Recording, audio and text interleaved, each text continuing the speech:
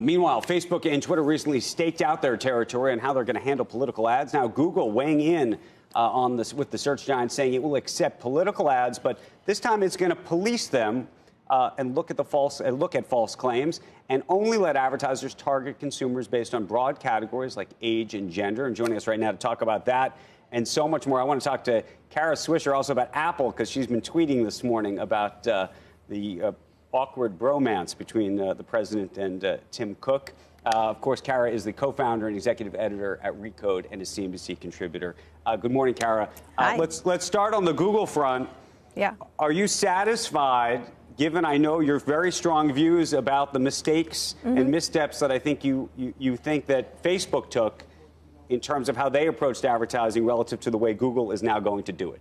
Well, Facebook didn't do anything. They just said, let anything happen. And I think that was my issue with it. I think, it started off symbolically by Twitter, because Twitter is a very small part of this political ad ecosystem. But what they did is they said, we're going to take a pause and not take any. And that's the most extreme version of what's happening here.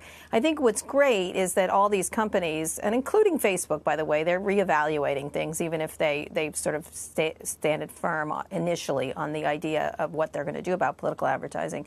But it's a reevaluation by all these companies of how they operate. And so Twitter's not going to have any because they can't handle them and they took a pause. Google's doing something much more subtle, which was also suggested by Ellen Weintraub and many others of the FEC, which is, we're only going to use targeting in a very specific and broader way, and we're going to take out egregiously false ads. And I think that's, it's not. I don't know what I would do, but I think it's actually a thoughtful way to approach it.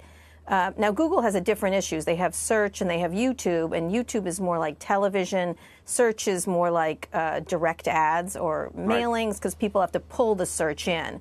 And so they're in a very different business than Facebook, whose business is all about targeting. And so it's a good move by Google. It's a good PR move by them. It also makes sense given their businesses. Right.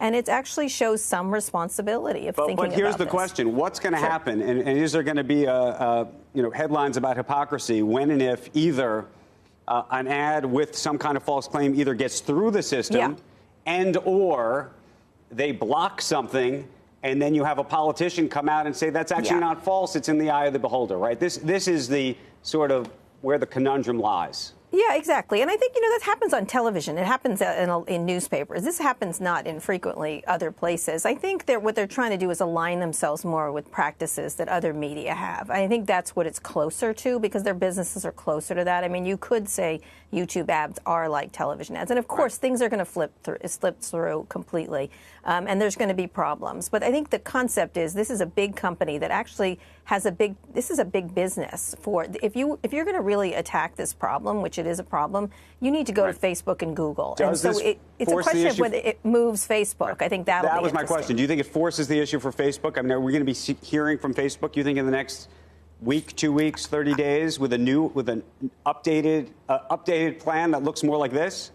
I've done a prediction about this, the idea that they're going to do something. Carolyn Everson was on stage with Peter Kafka at Code Media this week, and she said, oh, no, we're not evaluating, and then she had to walk it back in another interview. Carolyn Everson of Facebook, we should say, right? She is. I'm sorry. She's a big ad executive at Facebook. And so they're obviously evaluating it, and they're trying to figure out what to do, because they're going to be sort of caught in the squeeze as the only company that's allowing false ads, and people can target them. And it's not a great look for them, and it actually draws them into the political